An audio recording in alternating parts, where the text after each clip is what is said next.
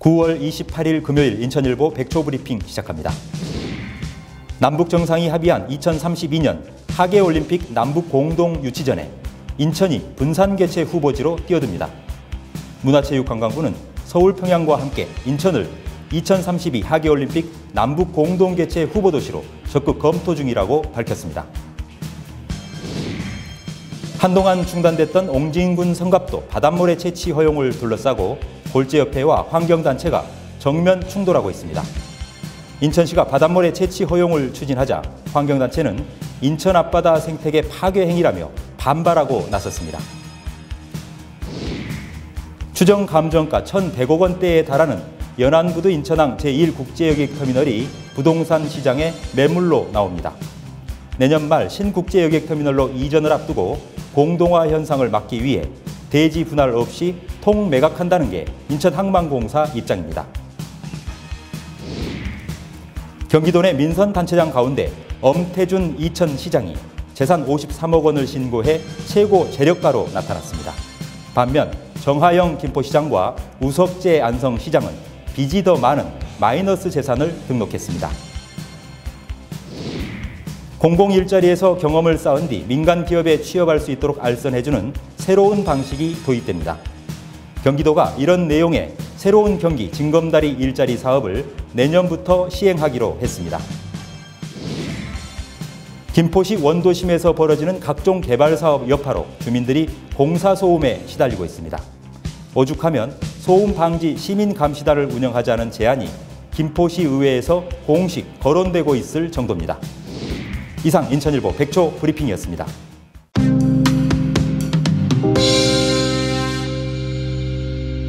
여러분 안녕하십니까? 9월 28일 금요일 인천일보 TV 뉴스입니다. 먼저 오늘 아침 인천일보 지면에 실린 주요 기사 설명해 드리겠습니다. 오늘의 인천일보로 문을 엽니다. 인천판 일면 종합면 기사 보시겠습니다. 일면 톱으로 다뤄졌는데요. 남북 정상이 9월 평양 공동선언을 통해서 합의한 2032년 하계올림픽 남북 공동 유치전에 인천도 분산 개최 후보 도시로 뛰어든다는 소식 비중 있게 다루고 있습니다. 문화체육관광부가 지난 9월 평양 공동선언을 통해 2032 하계올림픽 유치에 뜻을 모으기로 한 것과 관련해서 인천을 포함한 분산 개최 전략을 면밀히 검토 중이라고 밝혔다고 전하고 있는데요. 인천을 비롯해서 부산, 북한의 개성, 원산, 신의주 등이 분산 개최 후보 도시로 검토 중이라는 게 문체부의 설명입니다. 이렇게 되면 남북의 어떤 대표성을 갖고 있는 서울과 평양을 비롯해 인천과 부산, 개성, 원산, 신의주 등에서 하계올림픽이 분산 개최되는 방안이 유력한데요. 일단은 이 공동 유치를 통해서 남북이 2032년 하계올림픽 개최 국가로 확정이 되는 것이 우선이겠죠. 하지만 인천 아시안게임에 역량을 갖추고 있는 인천도 이 분산 개최 도시로 거명이 되고 있다는 측면에서는 큰 의미를 부여받고 있는 것 같습니다. 이어서 인천판 3면 종합면 기사 보시겠습니다. 한동안 중단됐던 옹진군 성갑도 인근 바다의 바닷모래 채취 허용을 둘러싸고 한국골재협회와 환경단체가 정면 충돌하고 있다는 소식 크게 다루고 있습니다. 인천시가 성갑도 인근 바닷모래 채취 예정지로 지정을 했다고 하는데요. 그러자 인천녹색연합을 비롯한 환경단체는 인천 앞바다 생태계를 파괴하는 정책이다라면서 반발하고 있다고 합니다. 그런데 이 성갑도 앞바다에서 바닷모래 총 17,085만 루베를 채취할 수 있도록 하는 내용의 바다골재 채취 예정지 고시 내용을 보면은요, 골재 채취 예정 기간은 2023년 9월 26일까지로 못 받고 있고요. 이 기간 중에 채취할 수 있는 기간은 3년 동안만 허용한다. 이렇게 정하고 있는데요. 앞으로 어떻게 전개가 될지 사태는 지켜봐야 할 것 같습니다. 이어서 6면 경제면 기사 보시겠습니다. 인천을 상징하는 연안부두 앞에 보면 인천항 제1국제여객터미널이 웅장한 위용을 자랑하고 있는데요. 이곳이 부동산 시장에 매물로 나온다는 소식입니다. 지금 현재 추정 감정가가 1,100억 원대에 이를 것으로 예상이 되고 있는데요. 이제 내년 말이면 제1여객터미널과 제2여객터미널이 신국제여객터미널로 옮기게 됩니다. 그렇게 되면 이곳이 이제 공동화 현상이 빚어지겠죠. 그래서 인천항만공사가 서둘러서 일단 제1국제여객터미널 부지부터 통매각하기로 했다는 것인데요. 이 분할 매각하게 되면 복잡한 여러 가지 상황들이 발생할 수 있기 때문에 통매각을 하되 어시장과 휴양 숙박시설을 한정하는 그런 용도를 지정해서 한꺼번에 매각을 해서 이곳에 공동화 현상이 빚어지지 않도록 하겠다는 전략이라는 것인데요. 부동산 시장에 나오면 바로 팔릴지는 또 다른 문제여서 지켜봐야 할 것 같습니다. 이어서 경기판 보시겠습니다. 경기판 일면 종합면입니다. 경기도 내 민선 단체장 가운데 가장 재산이 많은 단체장은 누구일까요? 엄태준 이천시장으로 나타났습니다. 53억 6천만 원의 재산을 신고했는데요. 최고 재력가인 것으로 나타났습니다. 반면 이 경기도 내 31개 시장 군수 가운데 정하영 김포시장 그리고 우석재 안성시장은 자신의 재산이 마이너스다라고 마이너스 공개 재산을 신고를 했습니다. 특히 이 우석재 안성시장은 자신의 부채가 40억 원이 넘는다 이렇게 신고를 해서 눈길을 끌고 있고요. 그런가 하면 이재명 경기지사는 이 성남시장 시절보다 1억 7천만 원 정도가 줄어든 28억 8천만 원의 재산을 신고한 것으로 나타났다고 보도하고 있습니다. 이어서 경기판 3면 종합면 기사 보시겠습니다. 요즘 일자리 문제가 화두인데요. 이 공공 일자리 분야에서 경험을 쌓은 뒤에 그 경험을 근무 경력으로 기초 삼아서 민간 기업에 취업할 수 있도록 알선해주는 그런 새로운 일자리 지원 방식이 도입된다는 소식 다루고 있는데요. 이 경기도가 내년부터 공공 일자리와 민간 기업 취업이 연계된 새로운 경기 징검다리 일자리 사업을 추진하기로 했다는 소식 전하고 있습니다. 공공형 일자리 사업을 통해서 경력을 쌓게 되고 그 이후에 민간 기업에 취업을 알선하겠다라는 내용인데요. 이 나이나 전공 이런 부분들은 제한이 없이 우선 이 시범 대상자로 200명을 선발해서 지원한다는 게 경기도의 전략이다. 이렇게 전하고 있습니다. 끝으로 8면 경기 메트로면 기사 보시겠습니다. 풍무동을 비롯한 김포 시내 원도심에서 각종 개발 사업이 벌어지고 있는데요. 문제는 이 개발 사업 여파로 주민들이 밤낮 없는 공사 소음에 시달리고 있다는 내용입니다. 그래서 오죽하면 급기야 김포시 의회에서 최명진 의원이 어제 열린 임시회 본회의 5분 자유 발언을 통해서 이래서는 안 되겠다. 이 소음 방지 시민 감시단을 구성해서 운영하자.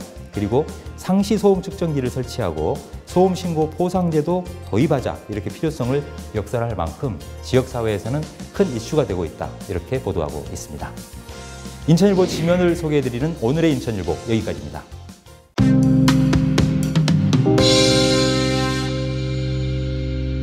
먹고 사는 문제, 즉 경제 문제가 최대 하도가 되고 있죠. 그런데 이 지역 경제의 순환, 그러니까 소비와 유통, 이 구매, 생산 등 경제 활동이 원활하고 또 활발하게 이루어져야 지역 경제 공동체가 활성화될 수 있다고 볼 수 있겠습니다. 인천 지역의 순환 경제, 이대로 괜찮은지 전문가 모시고 자세한 얘기 짚어보도록 하겠습니다. 인천대학교 경제학과 양준호 교수 모셨습니다. 교수님 어서 오십시오. 안녕하세요. 지역 순환 경제를 일컬어서 좀 어려운 말일 수도 있겠는데요. 내발적 경제라고 표현을 하던데요. 용어가 잠깐 조금 어려운 것 같습니다. 우리 시청자 여러분들이 알기 쉽게 어떤 의미인지 내발적 경제에 대해서 의미에 대해서 설명을 해주신다면요. 네. 지역 순환 경제를 학술 영역에서는 지역 내발적 발전이라고 하는데요. 이 내발적이라는 형용사가 일본 학계에 의해 만들어진 표현이기 때문에 조금 어렵게 느껴집니다. 여기서의 내발적이라는 말의 의미는 한 지역에서 창출된 소득이 그 지역 내 소비로 이어지거나 또 한 지역에서 축적된 자금이 그 지역 내 사업 수요에 대한 투자로 이어지는, 그러니까 지역 경제가 지역 안에서 완결적으로 이루어진다 하는 그런 의미를 갖습니다.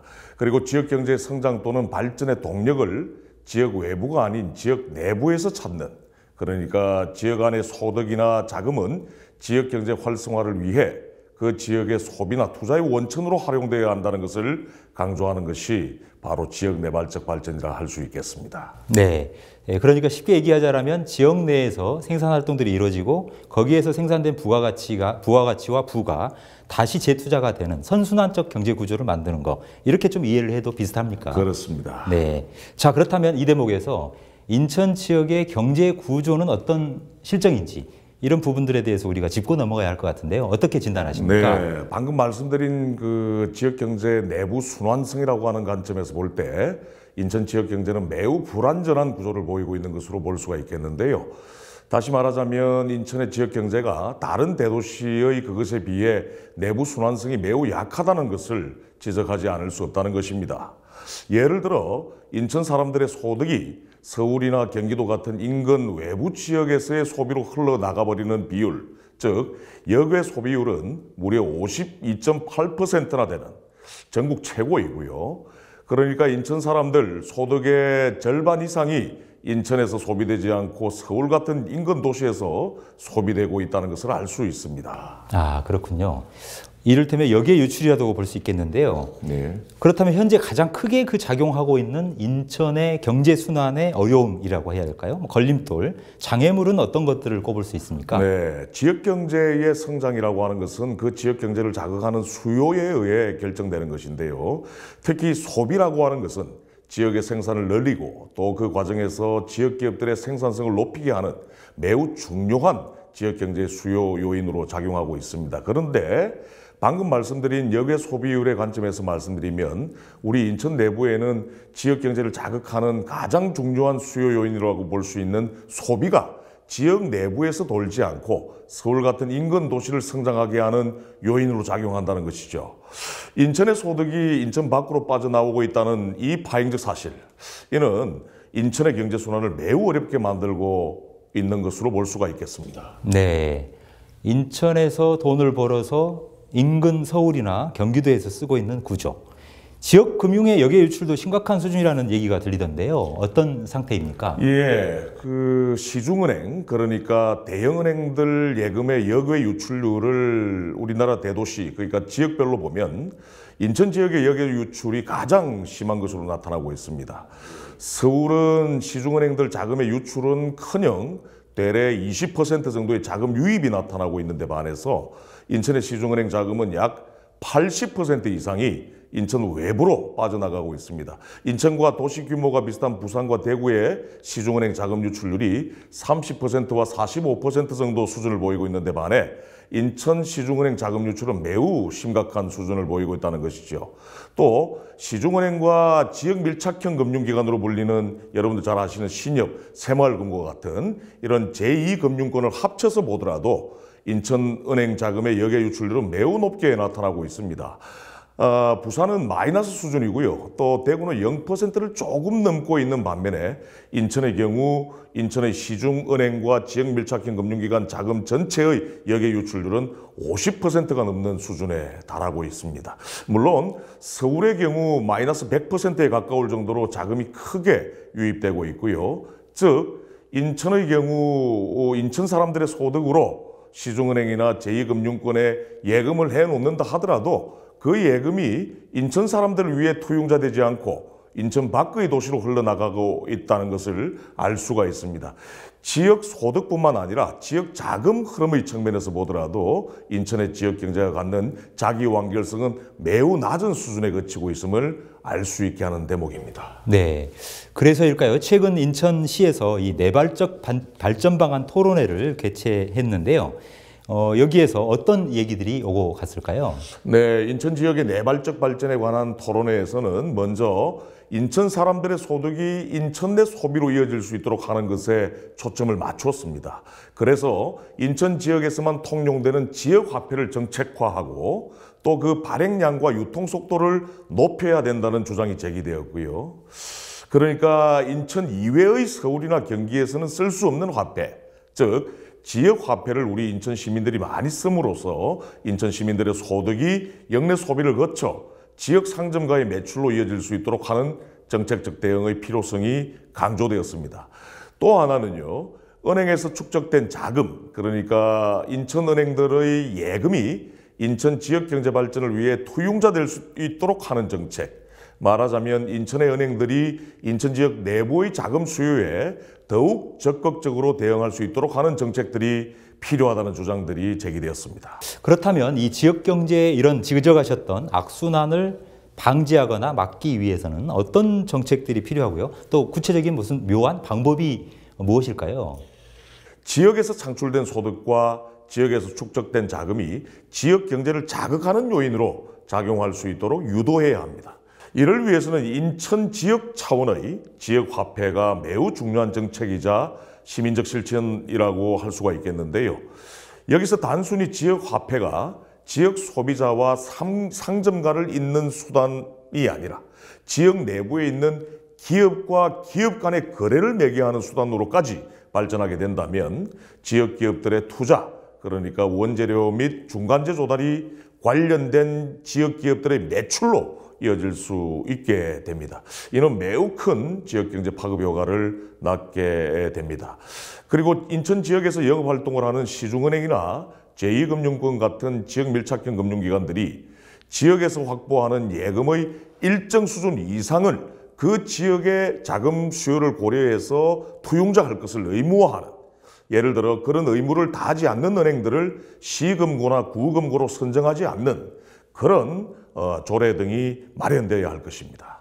지역경제 활성화를 위한 또 지역경제 선순환을 위한 구조 차원에서 네발적 발전 방안을 찾고 추구하는 것은 옳은 지적이긴 합니다만 일각에서는요, 시도별 또는 도시별 이른바 어떤 블록 경제를 채택하는 것은 오히려 폐쇄적인 어떤 그 경제 상황을 몰고 오지 않겠냐. 이를테면 국가 전체의 균형 발전이나 고른 발전에는 오히려 저해가 될 수도 있다. 이런 물음이 나올 수도 있을 것 같은데요. 여기에 대해서는 어떻게 반론을 펼 수 있을까요? 지역 내발적 발전이라고 하는 것은 먼저 단계별로 지역의 소득이 지역의 소비로 이어지게 하고 지역의 자금이 지역의 투용자로 이어지게 해서 지역 내부의 자기 완결적인 경제 구조를 먼저 구축해 놓은 다음 타 지역과의 어떤 이수출이라고 그러죠.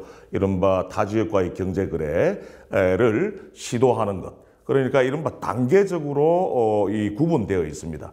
어디까지나 지역 내발적 발전을 추구하는 것이 아니라 지역 경제 전반의 어떤 안정성과 자기 완결성을 구축하기 위한 단계까지는 지역 내발적 발전에 초점을 맞춘 정책 기조가 필요하고요.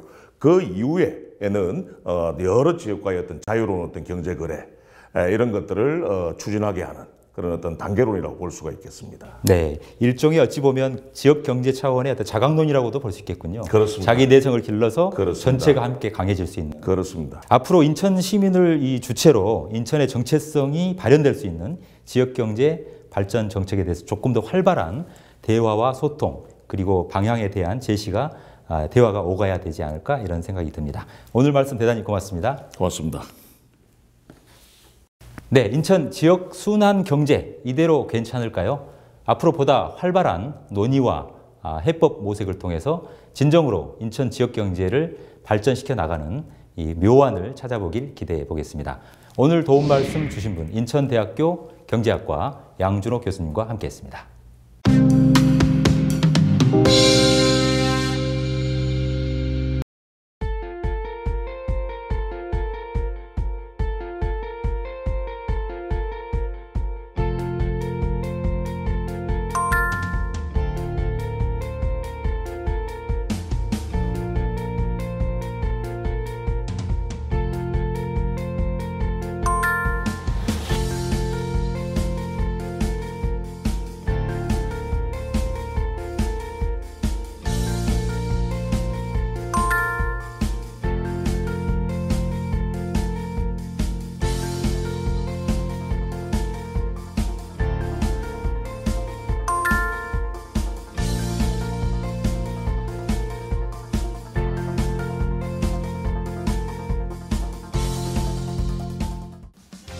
(9월 28일) 금요일 인천일보TV 뉴스는 여기까지입니다. 저희는 더욱 풍성한 소식으로 월요일 아침 찾아뵙겠습니다. 감사합니다.